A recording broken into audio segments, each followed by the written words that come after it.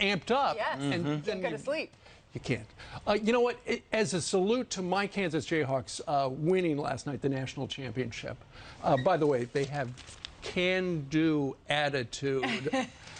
Today, call me can-do-see. Look at this. He brought his gift basket. Let's make it more like my dorm room. There's a Kansas Jayhawk pillow. There's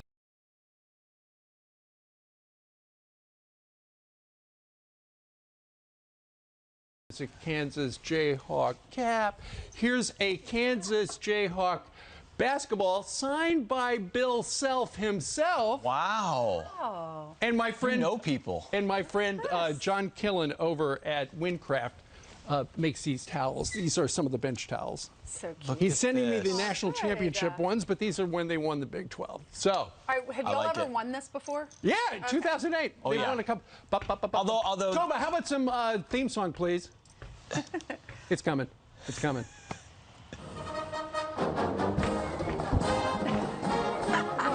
I'll do it. Oh, no, Pete feels bad. Pete went to Princeton. That school must be good. We've never won a championship back in 1934. I have to remind you, and I'm not trying to steal your thunder, but the Gamecocks, the girls won, the ladies won. Absolutely. A few nights ago. So. Do you have a towel?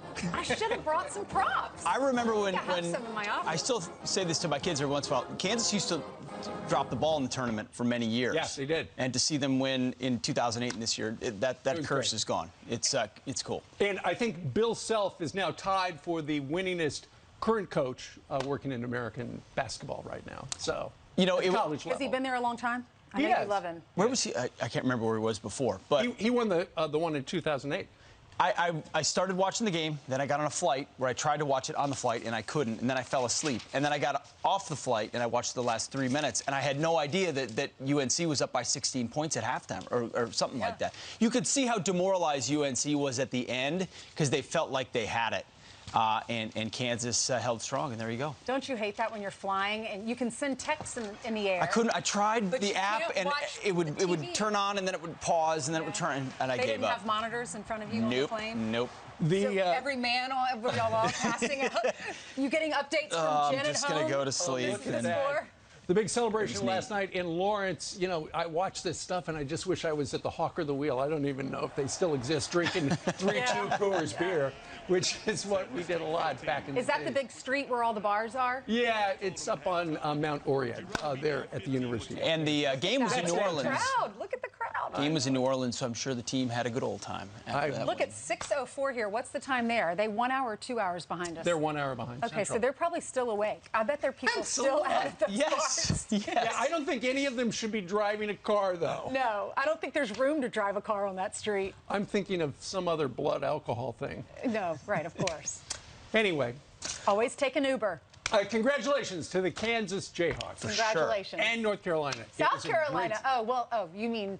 Yes, the team that they play. And to the South Carolina Gamecocks. Thank you. The ladies won the national championship. Look at this basketball. It's amazing. He came prepared. All the props he needed for the top of the show. I've had this stuff since 2008. You were smart. I know. Anyway, you know, this is a big topic, Kansas Jayhawks winning on Twitter.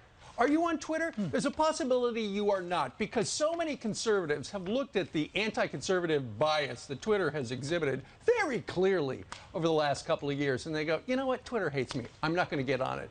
But you might want to change your mind if something happens, because yesterday on this show we announced that Elon Musk bought a little less than 10% of Twitter. And so now the question is, will Elon Musk make it more mainstream, more down the middle, less to the left? Well, he tweeted out, he said, do you want an edit button? And then he attached yes or no, his own little survey here. And I would say conservatives would say no, we don't want edit buttons, we don't want to be censored. But Twitter is known for censoring certain stories, and they're known for shutting you down if you're a conservative. So I'm sure this really freaked Twitter out. Well, right? the whole idea behind an edit button, and Jack Dorsey has said as recently as 2020, he said we'll never have that, is that if you do a tweet and you misspell something, you can't fix it. Like on Instagram, you can edit your post after you post it. But on Twitter, it's done. Twitter made very sure that you couldn't do that. In fact, the CEO, after he tweeted that out, said, he went on Twitter and he said, the consequences of this poll will be very important. Please vote carefully. Would you remember that's exactly what Elon Musk said about a week ago when he tweeted, do you feel like this is a place where free speech is stifled? And it was a 70-30, 70% of people who answered his poll said that it was. And he said, please answer carefully. This poll is important. Turns out shortly after that, he went and bought the largest stake in Twitter. He owns 9.2%. It's worth $3.5 billion now. And then Twitter stock surged 30% because of this. You know, he's an inventor, and he recognizes that free speech is under assault, and he put his money where his mouth is. And he has enough money to take over this platform if he wanted to. And I don't see him as someone who would want to censor. So I'm sure a lot of people are worried about this. But the question is, do you want these platforms that offer free speech? And even if that means it's speech you don't like. But he's been a patriot, don't you? I mean, he owns this electric car company. All the left should love him, and they don't, because he's actually producing something that they're in favor of, these electric cars, to get us away from oil and gas independence. And where did he move? Or dependency. Where did he move the company? He moved it to Texas. Texas, yep. Right. But remember, he was so brave. He said that extraordinary times call for extraordinary measures. We need to be producing more oil and gas. Even though that's going to hurt his bottom line, he was a patriot, saying our gas prices have gone so high, people can't afford electric cars yet. We don't have enough of them yet. So in the meantime, we need to produce more oil and gas. Well, he's been a critic of Joe Biden's. He moved to Texas because he does not like all the red tape of California and the high taxes, and there are no state taxes there as well. You know what? The reaction from Republicans was immediate. A number of Republicans, including Representative Lance Gooden, says he hopes Musk will protect free speech. He said the fact that the world's richest man chose to buy outright Twitter rather than develop a new platform shows Twitter's monopoly power. I'm glad Elon Musk is stepping up to protect free speech, but Congress must act to put the rest of big tech in their place. You know, he might be able to bring Twitter to the middle of the road, but what about the other stuff? What about Google? What about all that stuff? Well, last night, Tucker made a point saying Elon Musk may have bought the largest share of Twitter, but he's also put a big old target on his back. And here's what Tucker said. Listen. Let's be very clear. This is not a business transaction. It's much bigger than that. Elon Musk is a massive threat to the way things are. So, by definition, it will not be long before they are calling him a racist. You can mark your calendar. Tonight, there are Democratic operatives studying everything Elon Musk has ever said in public. They're preparing one of the nastiest campaigns of character assassination in memory. They have no choice but to do this. Restoring free speech to Twitter is the greatest possible threat to the people in charge. They have to control the information. If they don't, they fall. It's a great point. It's not that Elon Musk is a conservative per se. It's that he's a free thinker. Right. And that's what used to be, Twitter used to be an open field of free thought. Right. And now the blue check marks like groupthink leftists police that thought, and the corporate types at Twitter have been happy to enforce it. They pushed off Donald Trump. They pushed off a lot of conservatives. If he were to open that up, it opens up the conversation in America. And even if you're not on Twitter, it means that that conversation, at the very least, is more even-handed, which was the point to begin with. Right. You know, there are a lot of observers in that space that say he's expected to have shares to influence the company to a more open model with fewer content moderation measures. I think you, Pete, have been blocked by Twitter. Yeah. The former president of the United States, it looks like indefinitely blocked on Twitter. I think it was Kellyanne Conway. No, it was not. It was Monica Crowley yesterday who wondered, she's a former Treasury official, friend of this show. She wondered if Elon Musk would help unfreeze Donald Trump's account, given the fact that if you really want all the opinions out there, she argues, you probably should let the former president come back to Twitter. We'll see. We'll see. It's very exciting, though, for people who are sick of all the censorship. You're right, but the left has determined that speech is violence. You know, that's their argument on so many of these things. So if he attempted to bring Donald Trump back, which he should, the target gets even bigger on his back. But imagine you work at Twitter, right? And you're a super lefty, and you wake up and Elon Musk now owns 4 times more stock than Jack Dorsey, who started the company. And you think, oh, he's going to put us more in the center. If you work at Twitter, what are you thinking today? Well, it depends on, I guess, what your politics are. You should be happy about it, but no, you're not. 11 minutes after the top of the hour. Coming up, a mom who confronted New York City's mayor over these mask mandates for toddlers. He stopped short of using the term genocide the same day that the Ukrainian president got a firsthand look at the devastation left behind by all these Russian forces in the city of Bucha, which is outside of Kyiv. Griff Jenkins is on the ground in Lviv, and he joins us live with the latest. Griff. Good morning, Pete, Ainsley, and Steve. And Ainsley, you mentioned the president not calling it genocide. Well, when President Zelensky addresses the UN Security Council just hours from now, he will accuse Vladimir Putin and Russian troops of just that, genocide. In his address last night, though, he spoke directly to the Russian people. Listen. The time will come when every Russian will learn the whole truth about who their fellow citizens killed, who gave the orders, who turned the blind eye. We will establish all of this and make it known globally. This after Zelensky toured Bucha and told reporters there, quote, "We want you to show the world what has happened here." It comes also as new satellite images show bodies strewn in the street in mid-March when Russia was occupying the area. That contradicts Russian claims that Ukrainian forces were responsible for the atrocities after the Russians left. Now, after what Putin did in Bucha, many worry a possible chemical attack could come next, but National Security Advisor Jake Sullivan wouldn't elaborate. Russia will pay a severe price. We have communicated to them directly, and I'm not going to go further in terms of the specifics here today. As for the next phase of the battle, the Pentagon says Russian troops and mercenaries are starting to head into Eastern Europe, where the fighting is intensifying, and down in the south, in Mariupol, where as many as 130,000 are believed to be trapped. There are reports of a civilian cargo ship being fired upon by Russians at sea. And now we expect later today at the White House more on President Biden calling for a war crimes trial, as you mentioned, Steve, for Vladimir Putin, although at the White House they were a bit unclear on how exactly that would happen.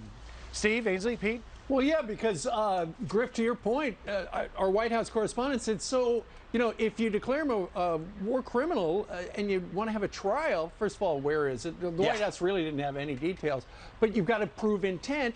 And the big thing, Griff, is how are they going to get Putin? Is Putin going to give himself up? I don't think so.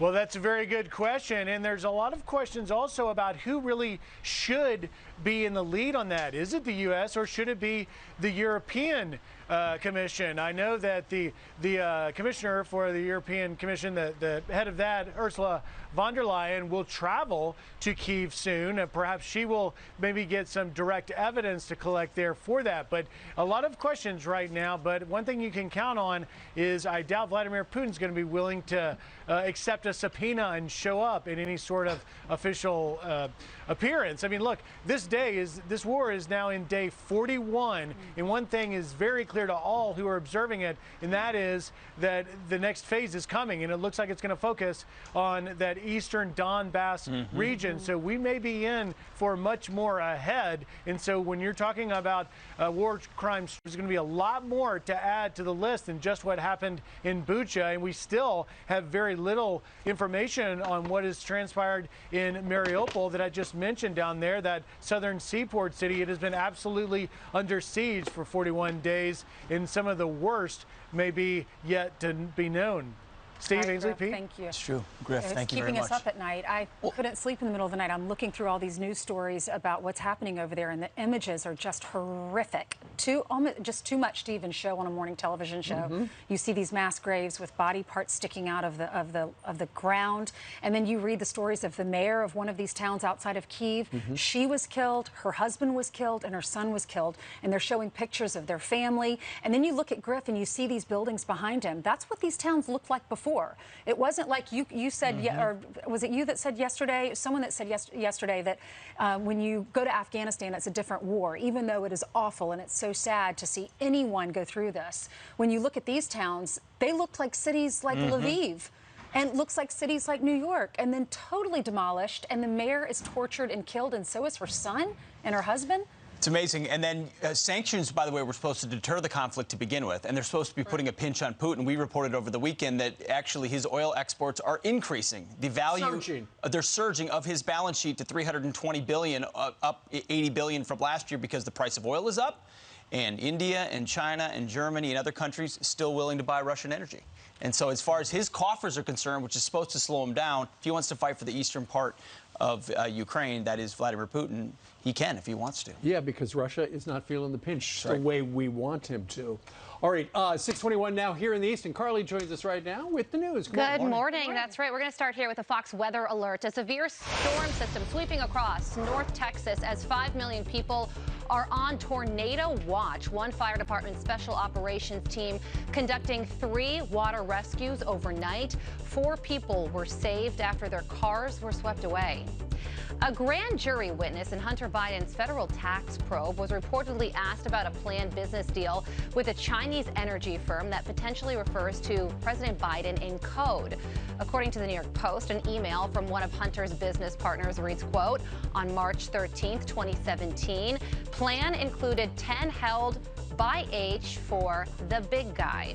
In addition, emails also show current Chief of Staff Ron Klain solicited a $20,000 donation from the first son in September 2012 to raise funds for upgrades to the vice president's official residence.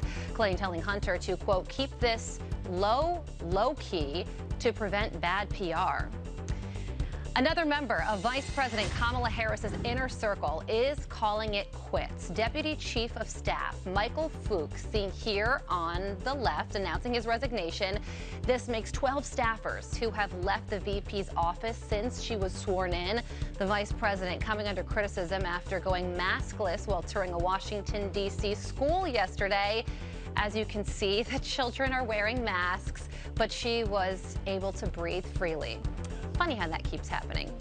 And Kansas rallies to make history, beating UNC to become the Rock Chalk champions. Take it, puts up the shot, it's off, the game is over, and Kansas completes the biggest championship comeback. The Jayhawks completing an epic 16-point comeback, the most ever in NCAA championship game. The final score 72-69. KU fans reminding the nation there's no place like Kansas, taking to the streets of Lawrence to celebrate the school's 4th national title, and one that Steve is very excited to celebrate as well. Everybody on the couch, look at this. We are all Jayhawks this morning. We're excited for Steve. That's right. Yes. Need a pillow for your office? There you go. So I get to keep this? No, you're going to put it in my office. Oh, boom. This beauty, sure too. Am I allowed to touch it? Absolutely. I'm sure he would give you that. I'll upgrade to that. Nice. Oh, there we go. On behalf of Steve this morning. Look at that. Wow. There you go. Like a globetrotter. Old basketball player back in the day. that. My dad would be proud. You The know- only thing he'd be proud of me for. You know who perhaps thank you very much, Carly, perhaps the most famous of all Kansas Jayhawk Rex basketball Walters? players? Will Chamberlain. He played for Kansas? Yes, he did. So did Danny Manning. He did indeed. And basketball was invented by Dr. James Naismith at the University of Kansas. That is correct. Yes. I wrote a book report on it in 5th grade. I did. All right. Carly, who was your book report on? Which player? Not James Naismith? Yeah, exactly. I do like the Harlem Globetrotters, though. do too. I saw them in 3rd grade, and I still remember Yes, it. They're great. Because they're entertaining. All right. Congratulations. Thank you very much. Yes. I had so much to do with the win. So yesterday, here in New York City, in front of a banner that said, come to the city where you can say anything you want, right? Come to the city where you can say anything you want. A mom who is steamed over the masks that are still required on little kids in New York City, confronted the mayor. And here's the back and forth. Watch this. Hi, Mr. Mayor. 3 weeks ago, you told parents to trust you, that you would unmask our toddlers. 10 days ago, you stood right here and you said that the masks would come off on April 4th. That has not happened. You reneged on your promise, and not only did you renege on your promise, you had your lawyers race to court on Friday night to overturn a state court. No. Let her finish, because you let her start. Go ahead and finish, ma'am, okay? But you got to come to a conclusion. Can't do it. Okay, come to a conclusion and turn on your phone so you can get my answer correctly. But come to a conclusion. Okay, how are you back there? March 17th that you would trust me, I will unmask your toddlers. When will you unmask our toddlers? Thank you. As I stated, as you indicated, I made the announcement that we were looking to announce today, which is Monday, to take the mask off to 2 to 4 years old. But I also stated, if we see an uptick, we will come back. I'm living up to my promises. If I have to pivot and shift and have other adults do something different, I'm going to do so. So that woman, her name is Daniela Jampel. She actually worked for the city of New York. She was in the law department. And within an hour or so after she asked the mayor that question, she was fired by that's email. quick. Yeah, but the city says we'd already decided to fire her about some stuff she tweeted about her job and representing different people in the city on Friday. Coincidence? Well, she probably has a case. She's a lawyer. We'll see what happens. But is this retaliation? Because she confronted the mayor for going back on his word and being upset that her toddlers have to go to daycare or preschool with masks on after he told her earlier that they were going to be able to take them off on April 4th. Now, he did say, so that's why I went back. I changed what he said I was going to look at the numbers. I looked at the numbers, and they've gone up, so I'm going to make them stay in a mask. But people are up in arms about this because the adults don't have to wear the masks now, but the children do, and they're less at risk. I'm going to make the kids who were never at risk keep wearing a mask. It's insanity. It really is. They should. The people who don't like that should travel the 2 miles and go to New Jersey because the children there don't have to. I mentioned that he was standing in front of a billboard that said, "Say anything you want to." He was also talking about how a big ad agency has donated billboard time to recruit people who have moved from New York to Florida, because Florida currently has got, parental rights bill. The bill, parental rights in education bill, which critics call the Don't Say Gay bill. Well, the mayor wanted to make very clear, New York City is a place where we don't feel the way they do in Florida, so come here. So they have clearly. So the mayor's partnering with these private companies to erect these digital billboards in Fort Lauderdale, Jacksonville, Orlando, Tampa, and West Palm Beach over the next 8 weeks. So if you live down there and you live in one of these towns, you might see these, basically recruiting Floridians to come back to New York City. Here he is. Here's the mayor. We're targeting Fort Lauderdale, Jacksonville, Orlando, Tampa, and West Palm Beach.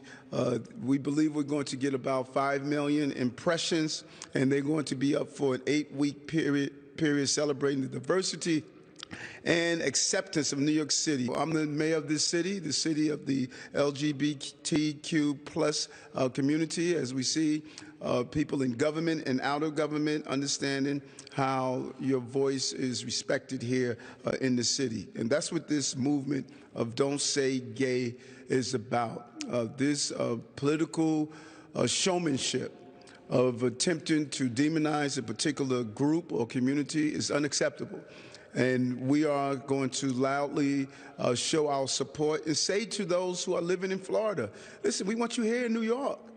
We want you right here in New York City. What a deal. So you're a young family down in Florida. You're living in a peaceful community. Right. You're paying good weather. You're paying no income taxes at the state level. Your kids are not being told at the age of 4 what gender identity they might be, and you haven't been wearing a mask for 2.5 years. Come to New York, where you can get mugged, pay more taxes, the weather's garbage, and your kids can get indoctrinated, and if you're 4, you can wear a mask. Sounds like a great PR campaign. And you'll bring home 50% of your paycheck. Yes, it's really going to work. I'm confused because down in Florida, what they're saying is they don't want kids between kindergarten and third grade discussing sexual orientation and things like that in school. Is the mayor saying we're going to do that Come here so we can do that to your kid? Is that what he's saying? I took it as that. Sounds like it. I took it as that. Okay, I want to meet the people who are going to take him up on that. There are Good luck. There are a lot of Good schools luck. that are teaching it on. There are. Trust me, I'm in the middle of it, Steve. Oh, no, they're Your teaching kids it. are older. They're teaching it. They're absolutely They teaching are. it. In public and elite private schools, gender identity is being taught at the very early youngest age. levels. It's incredibly dangerous, Look, and it's and totally what radical. Florida's doing is they're just saying the teachers have to say, talk to your parents about this. Then the parents control the narrative. That's right. Some parents might want them to learn that, and that's their choice. Some parents don't want their kids to be taught that at an early age, and that's their choice. Well, if it's happening in New York City and you don't like it, move to Florida. A lot of people have. Yeah, no kidding. Anyway, what do you think about that? Email us. Terrifying realities of Russia's invasion. He is a war criminal, but we have to gather the information. We have to continue to provide Ukraine with the weapons they need to continue the fight, and we have to gather all the detail so this can be have a war crime trial. This guy is brutal. GOP Congressman and National Guard Colonel Michael Wall sits on the Armed Services Committee, and he joins us now. Colonel, thanks for being here. So you heard him say we need to supply weapons. You got it. And then quickly say we need to designate him as a war criminal. What does Vladimir Putin actually respect and care about now if we're trying to bring this war to a conclusion that's advantageous to the Ukrainians? Vladimir Putin is going to continue to push until he meets steel, cold, hard steel, hard power, and military might. Pete, today we have Secretary of Defense Austin and General Milley before the Armed Services Committee. My question is focused on two things. One, we're providing weapons, yes, but we need to provide more sophisticated weapons. And number two, where's the training that goes alongside it? The NATO commander last week testified that we are not conducting any training, Pete, and you well know you can't provide some of these more sophisticated weapons like counter-battery radar to go after their artillery and just hand them an instruction manual as you load it on a truck. Oh, so, Colonel, you actually have to provide the training, and we're not doing it. We were Why training not? them before, right? But not anymore, and then the weapon systems are going to them. That's right. We've stopped it. Mainly, we focused on training the javelins, but all of these other things that finally, belatedly, probably a little too late, that we're providing now, and the Congress is pushing them to provide. Why aren't we conducting that training either in Poland or some other country so that they can actually operate it? And then the final thing, and this is the big policy question, why aren't we supporting Zelensky in an effort to win, to actually drive Russia completely off of Ukrainian soil? They just struck into Russia proper in that oil field that the Ukrainians just hit. Are we going to actually continue to help the Ukrainians go on offense, even if that means hitting inside Russia, or will Biden decide that's too escalatory, too provocative, and start pumping the brakes? And those are the policy issues we need to get to the bottom of right now. Those are the questions asked, for sure. All right, on another topic here in your state, on American soil, the so-called Don't Say Gay bill, which doesn't say gay and has been totally mischaracterized from the beginning, the Florida Parental Rights Law. Well, the White House was asked about it yesterday, and they're standing behind it. And they're refusing to talk about at what age children should be taught about sexual orientation and gender identity. Here's the exchange between Jen Psaki and our own Peter Ducey. One about this new law in Florida. At what age does the White House think that students should be taught about sexual orientation and gender identity? As we look at this law, what we think it's a reflection of is politicians in Florida propagating misinformed, hateful policies that do absolutely nothing to address the real issues. This is a politically charged, harsh law that is putting parents and LGBTQ plus kids in a very difficult, heartbreaking circumstance. So she didn't answer the question and totally mischaracterized the bill, which simply says parents should deal with this, sex and gender thing maybe when they're in kindergarten.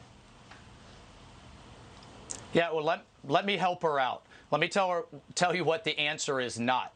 We should not be teaching sexuality to 5-year-olds, to pre-kindergartners, to first graders, second graders. It's just unacceptable. That kind of issue, even if it would come up, I know you're a dad, Pete. So am I. I don't see that coming up with 5, 6, 7-year-olds. Not unless the but to the adults extent bring it it up. does, Not that unless needs the to adults be bring it up. You know? That's right. That needs to be handled at home, number one. Number two, right now the United States is sitting 31st in the world in math, and I believe 9th or 10th in reading. Let's teach reading and writing to our kindergartners through first graders. And at the core of this, Pete, is parents taking their children's education back. This is a parental Bill of Rights in terms of taking charge of their education in Florida. And that's what this bill is going to do, and it's supported by a majority of Floridians. For sure. You know, Governor DeSantis leading the way and others standing behind him. It's common sense. It's basic decency.